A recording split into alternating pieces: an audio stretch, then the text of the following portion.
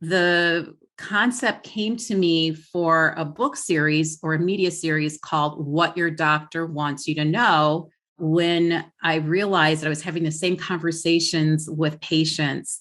And there were just things that I wanted to scream from the rooftops.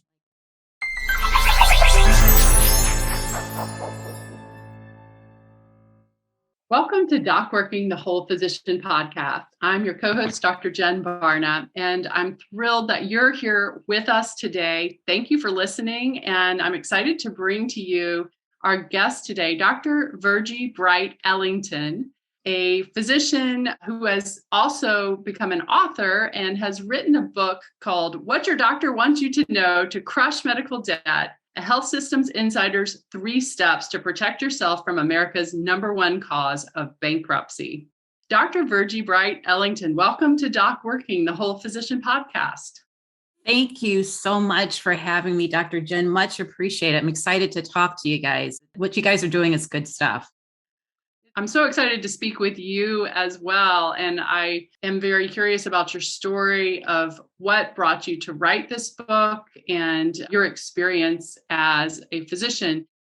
I did my residency at the Cambridge Hospital of the Harvard Medical School system in Cambridge and finished in, I never said I would date myself, but I have to. 96 is when I finished my residency. And so it's a primary care residency. The residency is actually a formal internal medicine residency, but because the hospital, the facility had an inpatient psychiatric program for their psychiatrists in training, we had to staff, were on call, the overnight shift for medical issues for the inpatient psychiatric floors of Cambridge Hospital, the Cambridge Hospital. So actually, my board certification and training is only in internal medicine. I got a good amount of psych in there. So that was good stuff. I appreciated that. So tell me about how that played into your decision to become an author. How did you go from practicing for a number of years to deciding to write the book? Dr. Jen, it's been a journey. It seems like maybe 10 years ago, 15 years ago, but 96 was a good amount of time ago. So lots of changes. My intent when I went to medical school and decided to become a physician was to do geriatrics. I was a kid and wanted to work. I was like 14 and I wanted to work, to go out. I lived in a rural area, so there wasn't a lot of people to interact with. So I wanted to get a job. I don't even think they allowed you to have permission from your parents. You had to be 16. So I said to my mom, I said, well, just lie for me and say I'm 16. My mother was like, no. So I looked around. I thought, well, I can be a candy striper. So I was a candy striper volunteer in this nursing home. And I saw this guy in a lab coat walking around and going from room to room. And I realized it's like that is the doc. That's the physician for all of these people. And he gets paid. He gets to walk around and talk to old people all day.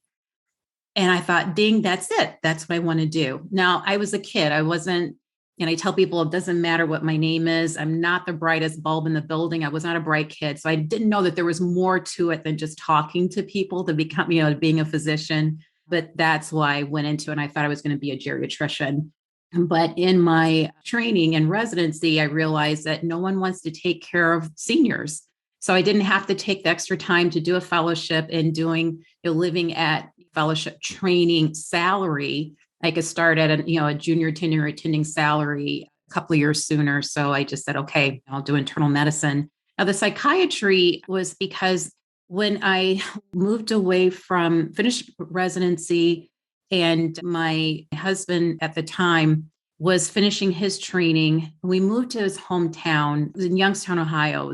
Didn't have a lot of resources in terms of physicians. And there was a family friend of his that needed someone to cover medications for his psychology therapy practice. So I thought, okay, I can do meds. That's what I do. I can do some psychopharmacology. And so that's how I ended up doing a lot of psychiatry work. It was really just prescribing meds for taking over for a psychiatrist who was leaving, and they needed someone to continue and monitor the psychopharmacology. So that was my background. So fast forward I have to tell you, Dr. Jen, I knew that when I had kids that I wasn't going to probably do clinical medicine. It seemed weird at the time, but I really felt that, you know what, I would like to be able to have income without having to charge for my clinical services. And I had this idea back when I was at the Cambridge Hospital. And, the attending physicians kind of patted me on my head and said, "Oh, cute kid, that's not the way the world works." And one of the things you can do is you can be an employed physician at a public hospital like the Cambridge Hospital. And so I said, "Oh, okay, that's a good point." And I thought I would always be an employed physician.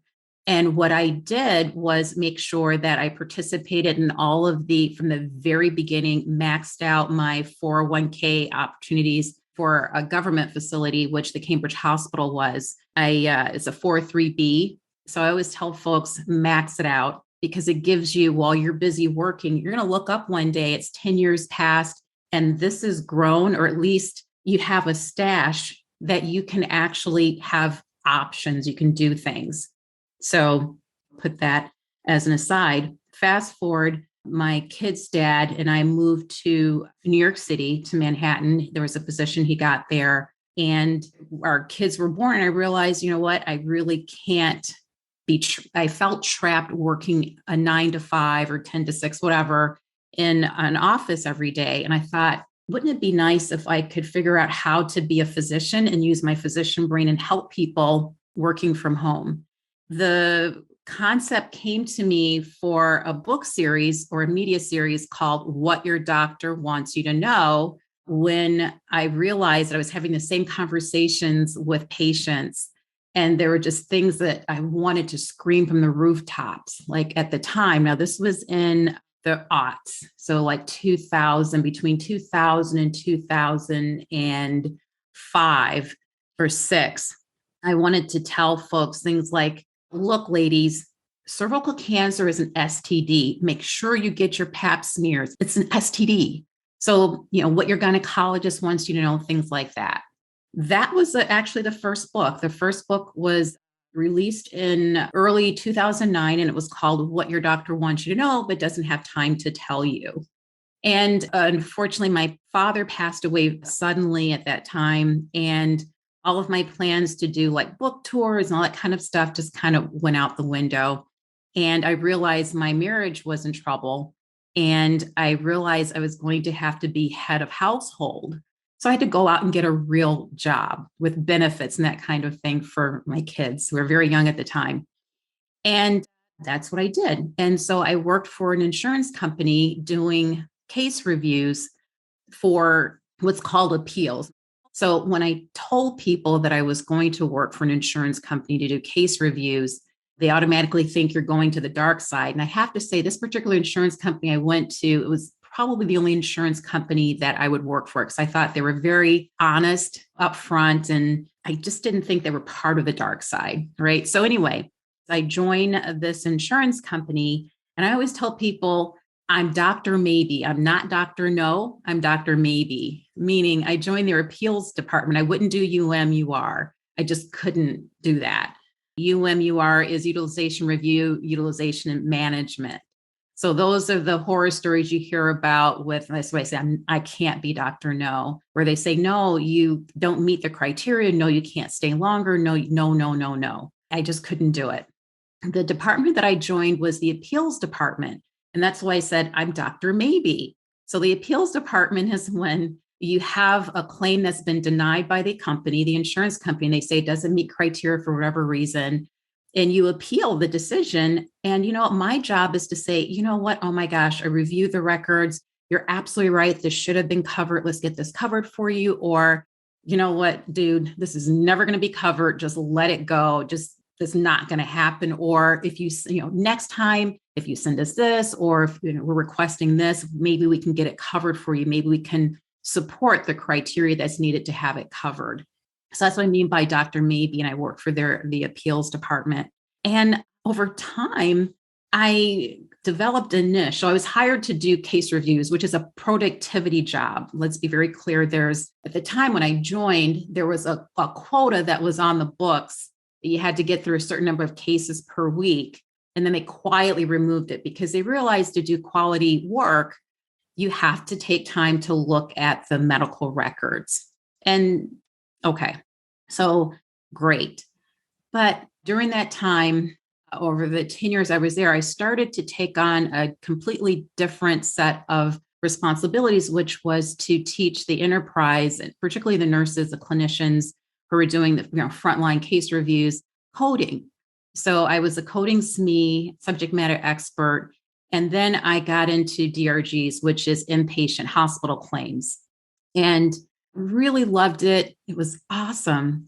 It was great until I hit the wall. And Dr. Jen, you and I were talking a little bit right before we went on. I would say the millennial generation of docs, they've figured it out that it's not appropriate for us to work like in the days when I was talking to you about a colleague of mine who was older. She's an infectious disease doc who came of age during HIV, and she's still working. And so I had her on. I have a radio show on Voice America, and I had her on as my guest talking about, updating us on monkeypox and COVID.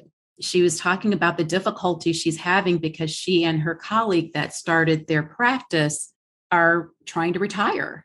They're very much ready to retire, and they are having a hard time recruiting young docs to take their place because of the work hours that physicians have been told that that's okay to do. And so I wanted to, give major kudos to you guys for this work that you're doing with the podcast with DocWorking, because it's being very clear that there needs to be a balance. There needs to be a life. And without a life, you're just going to burn out. And when you burn out, that is taking away from folks that you could help. There's so many things that you could have done to help people. You'll never know how many folks that would be touched and cared for, and how many lives you would frankly save by just being there. So you can't allow yourselves to burn out, right? So we talk about this a lot, but it really has to apply to us. You can't take care of anyone else if you don't take care of yourself, and you have to have that balance. You've touched on a number of things that are really important. You mentioned that it is really critical to think about how you structure the balance in your life. And I think you're absolutely right that making options for yourself by setting yourself up for financial security from as early as possible. One thing I often talk about is FIRE movement, which is something that I've been interested in for years, and the Financial Independence Retire Early movement. And for physicians, I like to call it the financial independence with the option to retire early with a big O. Then you really can choose what to do, and it's more intentional. As a mother, and then becoming a single mother, you really had a lot on your plate to balance, and how you managed to walk that tightrope and find solutions that worked for you. I'm always really interested in hearing about that, because I think there are a lot of people listening who are saying, like, how are other people making this work? And it sounds like you found a way to make it work. And that was through working for an insurance company. I mean, we may have to have you come back and to have a whole conversation about the specifics of how to do that, because I think there are a lot of people who are interested in utilization review, whether it's a side gig or whether it's a full-time gig, just the logistics of how to become a physician author, because you recognize that as a potential opportunity to have a work from home type of a setup, which I think, again, a lot of our listeners are just wondering, like, but how do you actually do that? How do you take that idea and make it a reality? So those are things that I think we'll have to revisit, because I also want to hear about the book here, which I think is another really important topic, especially in the context of our healthcare system. Number one cause for bankruptcy in this country is paying medical bills. I think a staggering problem that we should at least pause and recognize. Other countries have found a way not to have that problem. And so this is something that we have basically created for ourselves. So I do think it's really, really important, the work that you're doing, to let people at least have some steps and a path to help them try to work their way out of a terrible situation. Folks in this country are hit with medical bills, outrageous medical bills that unfortunately there's too much of it that they don't owe, because 80 to 90% of all medical bills in this country have errors. And if you can imagine, they're not going to be in the interest of the patient. They're going to be in the interest of the provider and or the insurance company. Oh, 80 Yes. to 90%? Yes. I just want to make sure I heard that correctly. Yes, you heard it right. 80 to 90%, say 8 to 9 out of every 10 bills as generated in the United States have errors that are not in the favor of the patient. So yeah, that's really important. And it's how I got to what I'm doing now with What Your Doctor Wants You to Know, to crush medical debt. So yeah, I thought I'd seen the whole perspective of the US healthcare system from 360-degree angles, Dr. Jen. I thought I'd seen, I've been a board certified internal medicine physician for years, decades at that point, healthcare insurance executive for 10 years. So I thought, you know what? I've seen it all. I know how the system works in terms of billing and that kind of thing. But it wasn't until I became a patient that I figured out that, oh my gosh, I had a roommate who had been taken advantage of by the hospital billing department. She told me that the year prior, young mom, she wasn't working outside the home because her kids were just toddler age, and her husband worked at a 24-hour diner. So they were extremely modest means and didn't have the resources to pay for daycare kind of thing. So she didn't work outside the home. And she's telling me that when she was in the hospital prior, the day of discharge, the hospital billing department rep came and said, before you can go, you have to sign this agreement that you will pay this amount, whatever the bill is, and whatever your insurance doesn't pay. And I have to tell you, Dr. Jen, when she told me this, the curtain dropped. I saw red, and I was enraged because I knew that she had just signed and she had been tricked into paying essentially a lifetime of debt, agreeing to a lifetime of debt for her and her family's future forever, and or bankruptcy. And I thought, you know what, Virgie, don't get angry, get to getting, do something. And that's how Crush Medical Debt was born. So that's how the second book in the series, What Your Doctor Wants You to Know series, came out. What Your Doctor Wants You to Know, to crush medical debt, was born. Can you tell us a little bit of an overview in terms of, I know the book itself in the title says there are 3 steps. Can you give us a little bit of information that would help us to walk away with something that we could put into action from this? Absolutely. So I tell folks, and this is true, that there's really only one right way to pay a medical bill, and that involves 3 steps. And the first step is just a phone call, and it's a lot more simple than you think.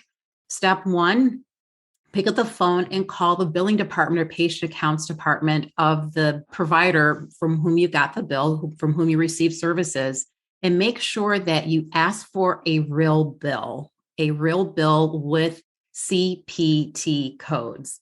I tell people, you know what, you're going to get all kinds of bills that say something like detailed summary bill or just a general bill. And it doesn't matter what they call it. Over time, I realized I just need to tell folks that if it's not a bill, an itemized bill, if it doesn't have CPT codes, is not a real bill. So first thing, call and ask for a real bill, and you have to use the terms with CPT codes. Now, you may get some pushback. You may hear things like, well, you're going to have to ask your insurance for that. We don't have that kind of bill here. You're going to have to ask your insurance for that kind of information. Well, I don't know what kind of bill, if we can give that to you, but you know what? I know that's a lot, that bill we sent you. So for a lot of money, how about we transfer you to our team member who can work out a payment plan for you? No. So you may have to say, I need an itemized bill, or I need a bill with CPT codes as per HIPAA federal law. Then everything drops. You'll get your bill, your real bill with CPT codes. You're going to take that and do step 2. You're going to take those CPT codes and Google them to find out the description of the services that you've received. So it just sounds like something that you receive. You're not getting double billed, or you went in for a hysterectomy and they said, oh, we're billing you for hysterectomy and a myomectomy, kind of thing. And you're going to also Google what Medicare pays for those CPT codes, for those services, because I call it, that's basically anything above Medicare rates. You're paying what I call MRSP. When you're buying a car, full retail manufacturer retail sticker price, you're paying 300 to 500% on average, sometimes 1,000% more than what Medicare pays. And so the argument, the providers, medical systems will say, well, if everybody paid Medicare rates, we wouldn't be able to stay in business. I really don't think that's true. That's another story for another day. So you've got your list of services that you received and what Medicare pays for those services. And that will take you to step 3, when you're going to call back the billing department and say, hey, this is what I'm able to pay. This is, instead of $10,000, I think $3,000 is more accurate according to my research on my case. And I want an interest-free payment plan that I can afford. So those are the 3 steps that we have to apply to each and every medical bill we receive to make sure that we're not getting overcharged. That is hugely helpful. So thank you so much for going through those 3 steps. And that really makes me wonder too, when you see in the news recently where people have been charged these obscene amounts, and then in reading the articles, it surprises me that they don't say that that was incorrectly billed. And so what I'm wondering is if you could give us an expert's opinion on what's actually happening in those cases. So, Dr. Jen, I have to tell you, I talk about this in my radio show a lot. I have a regular segment that I call Medical Bill Mistakes of the Week. And I said, you know what? I've been doing this and I realize I'm calling it, you're mistaken if you think I'm going to pay this bill of the week. Because frankly, I'm realizing it's not a mistake from their perspective. They know what they're doing. Just a high level brief example. Why is it that there is such a thing as a bill that's generated for the public that doesn't have any CPT codes? There are 0 payers, third-party payers, 0 insurance companies, private, public, commercial, government, that will accept a bill, a claim, right? Fancy name for bill, with no CPT codes. So I tell people CPT codes are just like barcodes when you go into a retail or a store. Every product has a barcode. You take it, you scan it through, and it gives you like a general brief description of the product and the price that the provider, the service provider, in this case, a retailer, is charging. Same thing with CPT codes. There is no payer that is going to even think that they're going to be like, well, what is this garbage? There is just no such thing as a provider sending an insurance company, a payer, a bill or a claim that doesn't have CPT codes. So why would they generate one for the public, period? There should just be one bill, right? Why do they do it? Because it works. My point is, Dr. Jen, it's not a mistake. And when those kind of egregious totals come up on a bill for something that seems simple, and then you're seeing at other institutions, it's a much, much lower price. What has happened in those kind of cases? How is that even possible that it could accumulate to these astronomical figures? There was a study that came out, I want to say in the past week, that demonstrated that for-profit hospital systems charges on average more than $1,000 more than nonprofit facilities for their facility fees, like per case.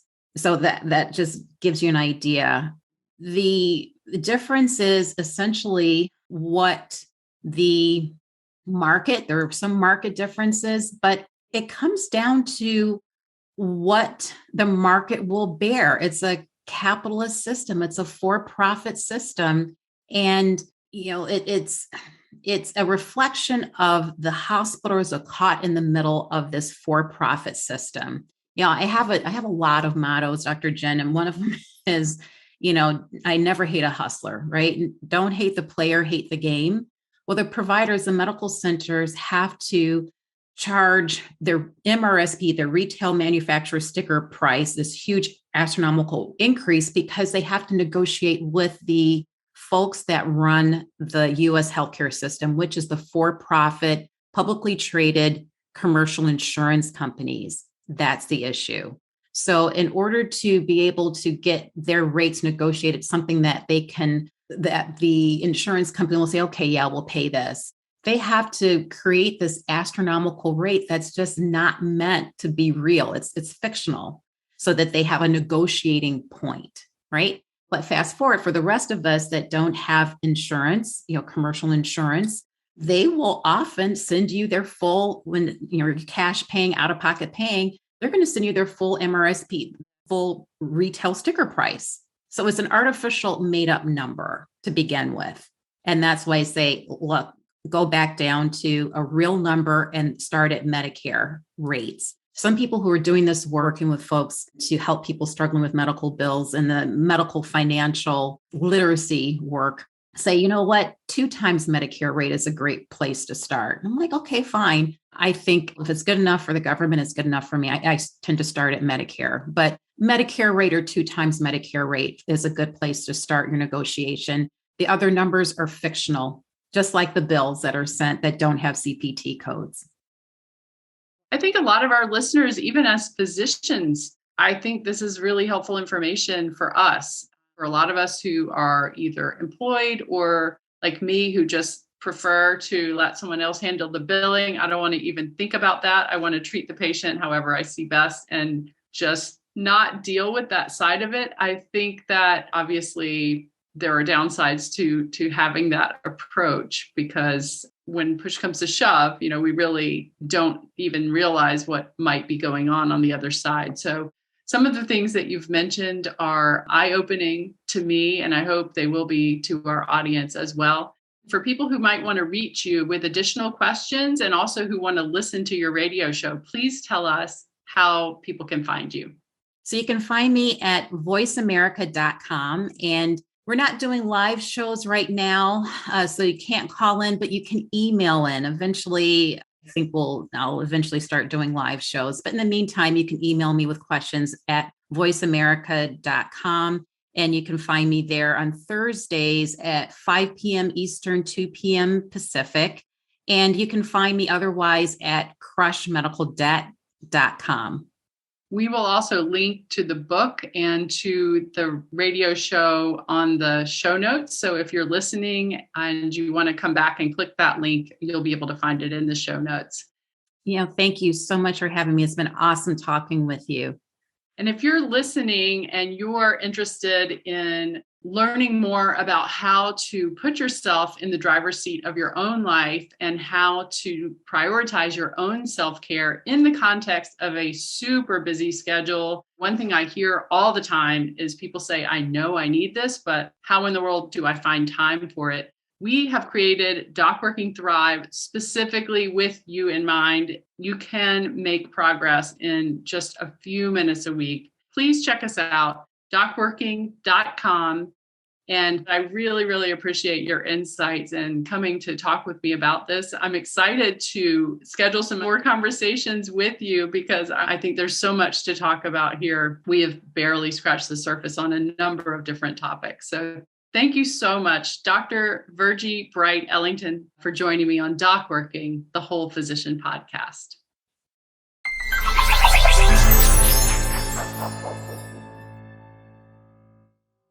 At DocWorking, we're here to help you maximize your potential on your own terms and help you live your best life. You told us what you need and want, and we built this for you. Whatever your journey is, you have options. You can choose to live the life you want to live. We see you. We get you. And now let's get you in the driver's seat of your own life so you can find purpose in your work and everything you do and every choice you make. Top executives, athletes, actors, all achieve greatness with the support of professional coaches. As a healthcare professional, you deserve ongoing coaching support toward achieving your career goals and living your best life as you define it on your own terms. We have created this specifically for you with CME credit at docworking.com.